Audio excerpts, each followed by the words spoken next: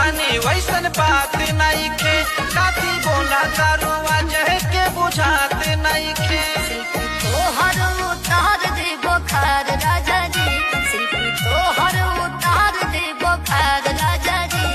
तो देवरो बड़ा था भतार राजा जी जो कि शादी में बाधा तोहार राजा जी